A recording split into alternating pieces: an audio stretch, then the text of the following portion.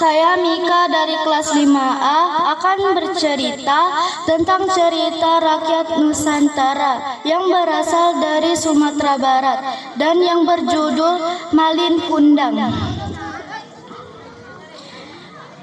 Alkisah di daerah Sumatera Barat, tepatnya di daerah Pantai Air Manis.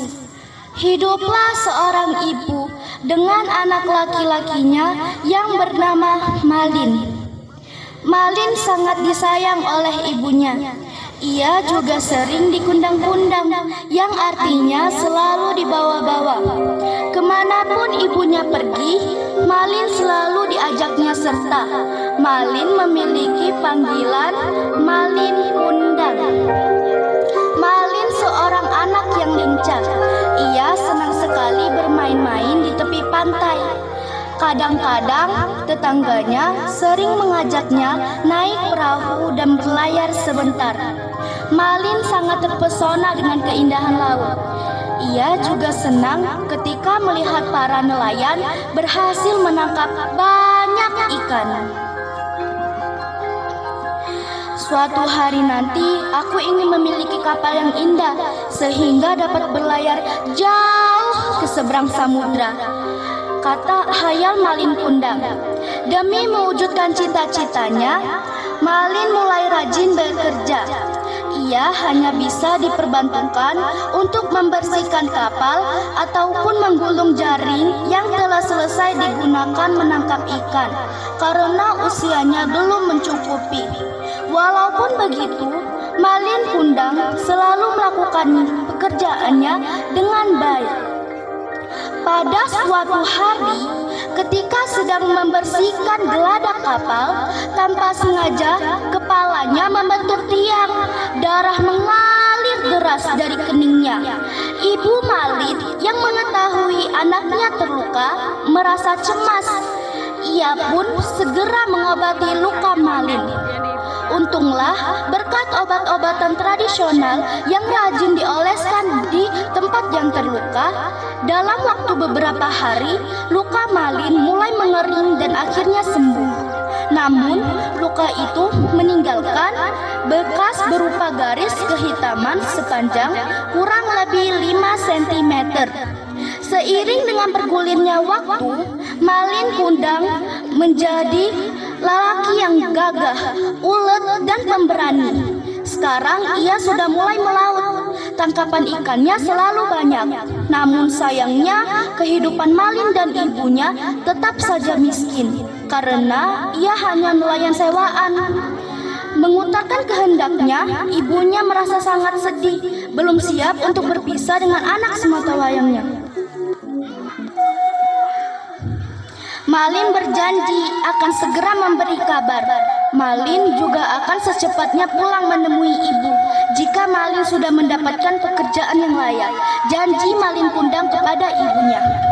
Dengan berat hati, ibunya melepaskan kepergian Malin untuk merantau ke tanah seberang. Ya Allah, lindungilah putra hamba, berilah ia kesehatan dan keselamatan dalam hidupnya. Doa ibu Malin. Hari berganti bulan, bulan berganti tahun. Waktu terus berjalan. Sudah bertahun-tahun semenjak Malin Kundang pergi meninggalkan Pantai Air Manis. Belum ada satu kabar pun yang diterima ibu Malin.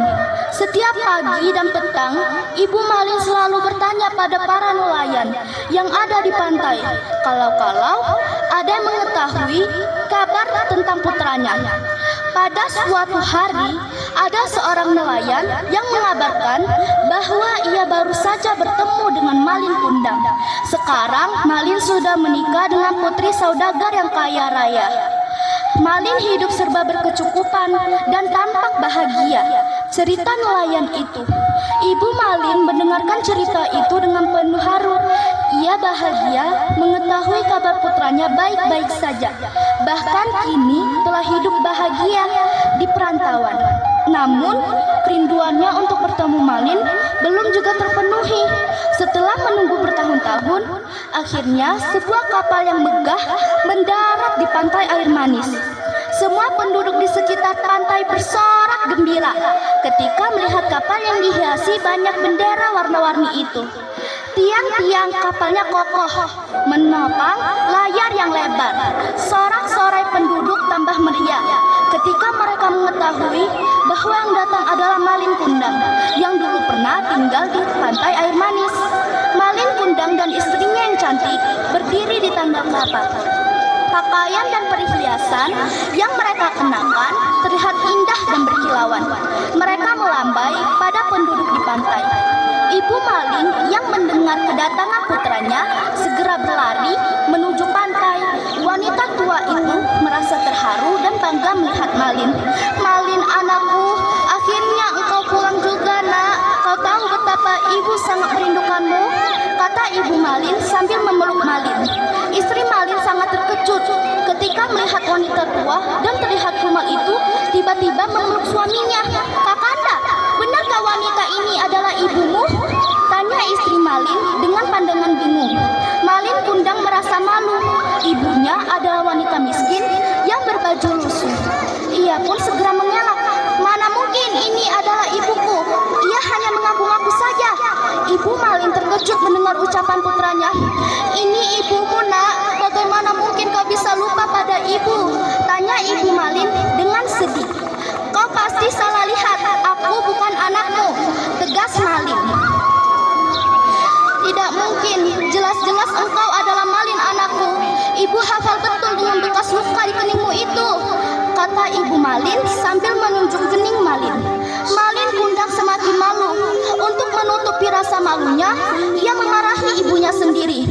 "Sudahlah, kau bukan ibuku dan aku bukan anakmu," seru Malin Kundang. Malin Kundang dan istrinya masuk kembali ke dalam kapal dan pergi meninggalkan pantai air manis. Ibu Malin yang melihat sikap anaknya yang sudah tidak mengenalinya lagi merasa sangat sedih. Ia pun meratap kepada Tuhan. "Ya Allah, mengapa Malin anakku tidak mengenaliku lagi? Padahal aku adalah ibunya. Jika benar lelaki tadi adalah Malin anakku, ubahlah Malin menjadi batu," kata Ibu Malin dengan suara sedih dan putus asa. Malam itu hujan turun melebatnya. Angin berputar kencang. Air laut pasang dan gelombang meninggi. Seluruh penduduk kampung merasa ketakutan. Kapal Malin yang masih berlayar di tengah samudera terombang-ambing dengan dahsyat. Ketika petir yang menggelegar menyabar tiang-tiang kapal, kapal itu mulai oleng. Kapal itu pun akhirnya tenggelam. Keesokan harinya, penduduk kampung menemukan kepingan-kepingan batu yang bentuknya seperti pecahan kapal di sekitar pantai air manis. Kepingan-kepingan batu itu sebelumnya tidak ada. Penduduk setempat percaya bahwa itu adalah kapal yang ditumpangi Malin. Ucapan Ibu Malin ternyata telah didengar Tuhan. Malin dan kapalnya akhirnya berubah menjadi batu. Terima kasih. Wassalamualaikum warahmatullahi wabarakatuh.